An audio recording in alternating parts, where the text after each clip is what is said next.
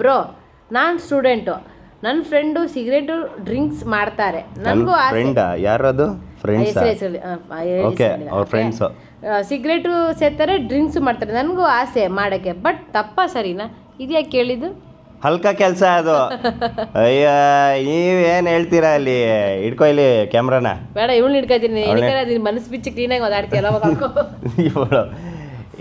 ಇಲ್ಲ ದಯವಿಟ್ಟು ಮಾಡೋಕ್ಕೆ ಹೋಗಬೇಡಿ. ಬ್ಯಾಡ್ ಹ್ಯಾಬಿಟ್ ಅದು, ಆಯಿತಾ? ಮಾಡೋಕ್ಕೆ ಹೋಗಬೇಡಿ. ಒಳ್ಳೆ ಅಭ್ಯಾಸಗಳು ಇಟ್ಕೊಳ್ಳಿ. ಬೇಕಂದ್ರೆ ಚೆನ್ನಾಗಿ ತಿನ್ನಿ, ಇಷ್ಟ ಬಂದಂಗೆ ತಿನ್ನಿ. ಬಟ್ ಹೇಳಿದ್ನಲ್ಲ, ಈ ಥರದ್ದೆಲ್ಲ ಅಭ್ಯಾಸಗಳು ಇಟ್ಕೊಳಕ್ಕೆ ಹೋಗ್ಬೇಡಿ. ಯಾರೋ ಮಾಡ್ತಾರೆ ಅಥವಾ ನಿಮ್ಮ ಫ್ರೆಂಡ್ಸ್ಗಳು ನೋಡಿ ಇವಳು ಬೈತೋಳೆ, ಆಯಿತಾ? ನಿಮ್ಮ ಫ್ರೆಂಡ್ಸ್ಗಳೇನೋ ಮಾಡ್ತಾರೆ ಅಂತ ಏನು ಗೊತ್ತಾ, ಒಳ್ಳೆ ದಾರಿ ಅಥವಾ ಒಳ್ಳೆ ಕೆಲಸ ಯಾವುದಾದ್ರು ಮಾಡೋದನ್ನ ಫಾಲೋ ಮಾಡಿ. ಈ ಥರದನ್ನೆಲ್ಲ ಫಾಲೋ ಮಾಡೋಕ್ಕೆ ಹೋಗ್ಬಿಡಿ. ಹಾಗಂತ ನೀವು ಹೇಳೋದು ಹಾಗಾದ್ರೆ ಸಿಗರೇಟು ಡ್ರಿಂಕ್ಸು ಮಾಡೋದೇನು ಕೆಟ್ಟದ್ದ? ಹೇಳ, ಕೆಟ್ಟದಲ್ಲ. ಯಾವಾಗ? ಈಗ ಸಿಗರೇಟು ಡ್ರಿಂಕ್ಸು, ಇವಾಗ ಈಗ ಪರ್ಸನಲಿ ನಾನು ಸಿಗರೇಟು ಸೇರ್ತೀನಿ, ಡ್ರಿಂಕ್ಸು ಮಾಡ್ತಾಯಿದ್ದೀನಿ ಅಂತ ಅನ್ಕೊಳ್ಳಿ. ಇಲ್ಲ, ನಂಗೆ ಯಾವುದೇ ಅಭ್ಯಾಸನೂ ಇಲ್ಲ, ಕಾಫಿ ಟೀ ಅಭ್ಯಾಸನೂ ಇಲ್ಲ ನನಗೆ. ರಾತ್ರಿ ಮಲ್ಕೋಬೇಕಾದ್ರೆ ಒಂದು ಲೋಟ ಹಾಲು ಕುಡಿದು ಮಲ್ಕೊಳ್ತೀನಿ, ಅದೊಂದೇ ಹ್ಯಾಬಿಟ್ ಇರೋದು. ಅದೂ ಇಲ್ಲ, ಅದು ಅಪರೂಪ. ನನಗೆ ಯಾವುದೇ ಅಭ್ಯಾಸಗಳಿಲ್ಲ. ಸೊ ಇವಾಗ ಎಕ್ಸಾಂಪಲ್ ಕೊಡ್ತಾ ಇರೋದು, ಈಗ ನಾನು ಸಿಗರೇಟು ಮತ್ತು ಡ್ರಿಂಕ್ಸ್ ಮಾಡ್ತಾ ಇರ್ತೀನಿ.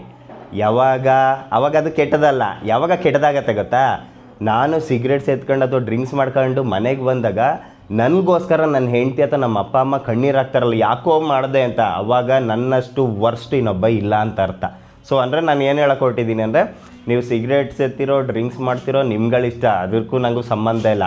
ಬಟ್ಟು ಅದು ಕೆಟ್ಟದು ಅಂತ ನಾನು ಹೇಳಲ್ಲ. ಆದರೆ ಯಾವಾಗ ಕೆಟ್ಟದಾಗತ್ತೆ ಅಂದರೆ, ನೀವು ಸಿಗರೇಟು ಅಥವಾ ಡ್ರಿಂಕ್ಸ್ ಮಾಡ್ಕೊ ಬಂದಾಗ ನಿಮ್ಮ ಅಪ್ಪ ಅಮ್ಮನೋ ಅಥವಾ ನಿಮ್ಮ ಒಡೆ ಹುಡ್ದವರು, ಸೊ ನೀವು ಡ್ರಿಂಕ್ಸ್ ಮಾಡಿದಾಗ ನೀವು ಕುಡ್ದಿದ್ದೀರಾ ಅಂತ ಇನ್ನೊಬ್ರು ಯಾರು ಅಳ್ತಾರಲ್ಲ, ಯಾಕೆ ಈ ಥರ ಮಾಡಿದೆ ಅಂತ, ಆವಾಗ ನಿಮ್ಮಷ್ಟು ಕೆಟ್ಟವರು ಇನ್ನೂ ಯಾರೂ ಇಲ್ಲ. ನನ್ನ ಒಪಿನಿಯನ್ ಇದು, ನನ್ನ ಪ್ರಕಾರ. ನಾನು ಫಸ್ಟ್ ಹೇಳ್ತಾ ಇದ್ದೀನಿ, ಇದು ನನ್ನ ಪ್ರಕಾರ. ಅವಾಗ ನಿಮ್ಮಷ್ಟು ಕೆಟ್ಟವ್ರು ಯಾರೂ ಇಲ್ಲ.